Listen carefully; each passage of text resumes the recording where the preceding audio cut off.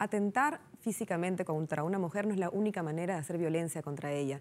Se está hablando ahora, se está denunciando diversas formas de acoso, por ejemplo el acoso callejero como una forma de violencia. Y hay diferentes plataformas para poder denunciarla, pero también pasa por nosotras mismas, por las mujeres, por tratar de no permitir que abusen de nosotras de diferentes maneras. Soy Lucía de Altaus, bienvenidos a Tiempo Después. Muy buenas noches, mi nombre es Juan Luis Orrego. El tema de hoy es nuevas formas de violencia contra la mujer.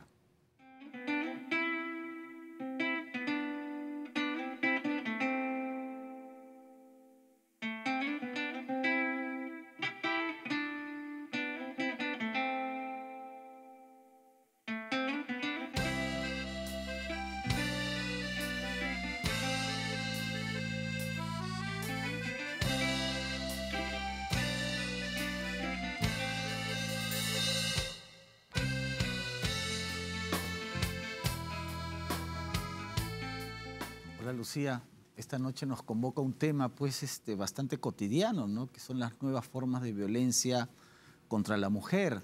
Nosotros tenemos el estereotipo que la única forma de violencia contra la mujer era la que se daba en el entorno pues marital, conyugal, pero en el espacio público, en las calles, en el transporte público, se presentan una serie de escenarios en que una mujer puede ser violentada y no necesariamente físicamente. Así es, y para saber que eso justamente son cosas que no se deben de permitir, tenemos este programa tan especial. Va a estar con nosotros dos invitados. Primero está con nosotros Elizabeth Vallejo, que es socióloga, coordinadora del Observatorio Virtual de Acoso Callejero de la PUC. Bienvenida, Elizabeth. Gracias. Sí, y también nos acompaña Ivonne Yupanqui. Ella es abogada y encargada del programa Warmi Huasi de la Municipalidad de Lima. ¿Cómo estás, Ivonne? Bien, gracias, Jaime. A ver, Ivonne, como abogada, danos tu perspectiva en un tema pues, que en realidad pues, es triste, pero sucede en la realidad. ¿Cómo ha evolucionado el tema de la violencia contra la mujer? Porque antes nosotros solo lo asumíamos en el ámbito conyugal o marital. Bueno, la violencia contra la mujer siempre ha existido, o contra las mujeres, ¿no? En diferentes espacios, no solamente, como dices tú, en el ámbito familiar, dentro del ámbito doméstico, sino también en las calles, ¿no? Las mujeres han sido muchas veces víctimas de violencia sexual, por ejemplo, ¿no? Acoso, que es una forma de violencia sexual. También cuando ya se accede a puestos de trabajo, porque recuerden que antes las mujeres no podíamos ni siquiera trabajar, cuando se accede a puestos de trabajo también son acosadas en el trabajo, cuando se accede a espacios de educación igual, sucede lo mismo, ¿no? Entonces, para las mujeres ha sido una lucha constante, una conquista de espacios, y dentro de esta conquista de espacios, una vez que se accede, también es una lucha constante por la tranquilidad, por el ejercicio de los derechos de manera plena, libre y tranquila, ¿no? Entonces, ha sido bien complicado, pero yo creo que estamos avanzando, ¿no? Estamos, por ejemplo, visibilizando distintos tipos de violencia que antes, por ejemplo, no se conocían como tales, ¿no? Incluso antes la violencia familiar no se veía como violencia, sino que era un derecho del esposo, el derecho de corregir a la esposa, ¿no? Entonces, y ahora ya lo vemos como violencia familiar, ¿no? Entonces tenemos nuestra ley, tenemos sanciones sociales de distintos tipos, ¿no? Pero todavía falta mucho por recorrer, ¿no? Ivonne o Elizabeth, cualquiera de las dos me puede responder, ¿en qué momento podemos hablar que hay un abuso o una violencia, digamos? Es algo medio subjetivo, digamos. ¿En qué momento se puede decir esto ya está catalogado como abuso, como violencia? Digo, para que lo pueda saber una mujer, ¿tiene que ver con lo que uno siente?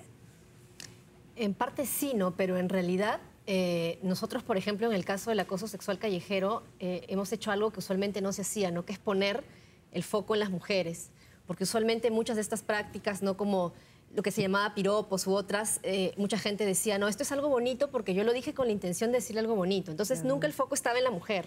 Entonces lo que hemos hecho es desplazarnos hacia ese otro actor al que nadie veía y decir, pero ¿cómo se sintió ella, no? Entonces, al ponernos en ese otro actor, encontrábamos que estas cosas que podían desde el otro ser como bonitas o graciosas o lo que sea, tenían un impacto. Entonces, por el lado del impacto es que nosotros lo empezamos a meter en el cajón de lo violento, ¿no? De lo que tiene impactos negativos. Y encontrábamos esto, ¿no? Que muchas prácticas tenían impactos bien grandes a la larga, como hacer que las mujeres sientan temor cuando salen y prefieran no salir o salir acompañadas, o prefieran gastar un poco de más de plata de repente para tomar un taxi en lugar de tomar, no sé, tal micro donde alguien le ha tocado, ¿no? ¿De esto premeditadamente? O sea, digamos, ¿ustedes creen, han analizado como que esto es algo premeditado en No, muchos porque casos? en muchos casos en realidad las mujeres lo hacen de forma inconsciente, ¿no? Porque, por ejemplo, lo que encontrábamos nosotros es que cuando le preguntábamos a alguna chica, cuando entrevistábamos, si consideraba que era violento, por ejemplo, ¿no? Que estos hombres te molesten en la calle, ellas decían, no, esto me parece normal. Pero cuando les decíamos, y tú cuando ves un grupo de hombres en la calle, pasas por ahí, decían, no, hombre, me doy toda la vuelta en realidad, ¿no? O tengo miedo, o prefiero no salir. Entonces, hay una serie de cosas que creo que ya se hacen de forma inconsciente, ¿no? O sea, te cuidas de forma bien inconsciente y se vuelve ya como repetitivo y no te das cuenta que estás cambiando tus pautas de vida, ¿no? Yo te digo una cosa, mira, incluso yo tengo una amiga con la que conversábamos siempre de diversos temas relacionados a mujeres y una de las cosas era el tema de acoso. Y ella me decía, pero a mí me gusta, a mí me alegran el día, que me dicen, ay, sí. Yo le digo, ¿segura, Ceci? Sí, me dice. Y nos contó un caso de un chico que le dijo una cosa supuestamente bonita para ella y me dijo, y yo me quedé parada en la esquina y él estaba más allácito. ¿Ah, sí? Sí. Me dijo, y no me acerqué porque me dio miedo. Le dije, pero mira, ahí te das cuenta que tú estás diciendo, sí, eso me gustó, pero igual te genera temor, te genera inseguridad, ¿no? Entonces, si bien es algo subjetivo, también tiene que ver mucho con cómo estamos viendo nosotras la calle, cómo estamos manejándonos en el espacio, qué cosas naturalizamos y qué cosas no. Eso, es que yo creo que va por ahí muchísimo, ¿no? Qué cosas nos hacemos ya como comunes, como así son, así es nuestra vida, ¿ya? Y nos acostumbramos porque probablemente desde niños, también niñas han sido maltratadas de la misma manera o se han dirigido a ellas de la misma manera, ¿no? Entonces el problema es eso, que naturalizamos, lo hacemos como común. Entonces es difícil ahí dar el paso de decir, no, esto en verdad no me gusta. Claro. Sí, eso me lleva a pensar pues, que en el Perú tenemos unas estadísticas que todavía no podemos medir o no sabemos medir.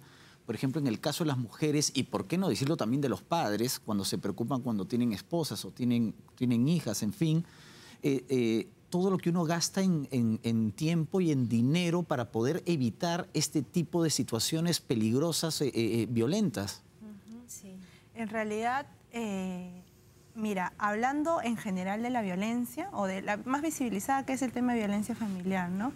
El 3.7% del PBI es más o menos la pérdida que se genera en el Estado por violencia contra las mujeres. Es una estadística de la San Martín de Porres del 2012. Entonces, es el equivalente a 3.7% del PBI, o sea, no es una cosa en nada, o sea, es una pérdida fuerte, económica, pero también que tiene mucho impacto en la vida de las mujeres, ¿no? Y efectivamente, este tipo, por ejemplo, de estadística es reciente, ¿no? Entonces, recién podemos ver, digamos, los impactos no solamente cotidianos, sino también los impactos a nivel de país que estamos teniendo con este tipo de violencia hacia las mujeres, ¿no? Que genera pérdidas, pero también... ¿Qué tipo de pérdidas puedes explicar bien? Económicas, para empezar. Como por ejemplo, ¿no? pero como sí, por ejemplo... empezar, pero también las mujeres dejan de ir a trabajar porque tienen que hacer la denuncia, o yo qué sé, tienen que ir a pasar por el médico legista, tienen que ir a hacer curaciones, a curarse, etcétera, ¿no? Pero también, no sé, digamos, el tema psicológico mella mucho la autoestima de las mujeres, ¿no? Para ellas es muy, muy fuerte, porque el tema de violencia física, por ejemplo, es bastante visible porque, digamos, los golpes se ven, pero el tema de la violencia psicológica es también muy grave porque es cotidiano, ¿no? Entonces, se pierde de vista que el hecho de la cotidianeidad agrava la violencia, ¿no? En el caso del acoso callejero no existe algo así, pero yo sí he revisado, por ejemplo, que en Estados Unidos sí ponen mucho énfasis en estos temas de costos, ¿no? Digamos, no tengo ahorita la cifra, pero ellos sí dicen que, por ejemplo, que hay muchas mujeres que lo que te decía hace un momento, ¿no? Para evitarse pasar por tal o cual lugar, toman un taxi, ¿no? Claro. O pagan un extra, ¿no? Y si uno lleva eso también a un tema de tiempo, es un poco lo que tú decías, ¿no? Esto involucra que alguien, en el caso de las mujeres, de repente se tome más tiempo para llegar a un lugar por evitar pasar por ciertas zonas. O podría llevar incluso a que haya mujeres que renuncien a ciertos trabajos, ¿no? Porque es un trabajo nocturno, por ejemplo, y tienes que, no sé, trabajas en un casino, por decir, y tienes que salir muy tarde de tu casa y llegar en la madrugada. Hay mujeres que digan, ¿sabes qué? No lo voy a hacer, ¿no? O que sus padres se lo prohíban o la pareja, o sea, entren en conflicto por estos temas, porque hay un riesgo de, eres mujer, entonces la calle es más peligrosa para ti. Y hay un dinero que se está dejando de percibir, ¿no? O un dinero extra que se está gastando en transporte o en que, por ejemplo, el papá recoja a las chicas, ¿no? Porque es una cosa muy... Y esto hay una logística que hay que implementar, ¿no? Para digamos, para minimizar el peligro. Ahora, vamos a una cuestión general que estábamos hablando antes de que empiece el programa. ¿Uno a qué tiene derecho cuando sale a la calle? O sea, yo creo que tengo el derecho a que nadie se meta conmigo. Así me digan algo bueno o algo malo. Ese es el principio general, que a veces yo lo llamo el principio a la indiferencia. Aunque como ciudadano eso no quiere decir que yo pueda intervenir en el espacio público para denunciar, ayudar, no, socorrer a alguien. ¿Cómo funciona eso? Bueno, ¿Tú creo que tienes una terminología distinta? Sí, en sociología, a partir de un autor que se llama Goffman, a eso le llamamos la desatención cortés, ¿no?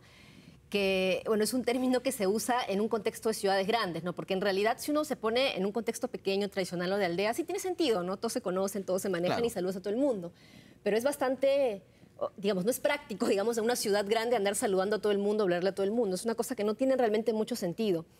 Sin embargo, es algo como un argumento que se agarran muchos hombres, ¿no? Cuando tenemos estos temas en la página y los discutimos, muchos hombres dicen, entonces ustedes no quieren que nadie se salude.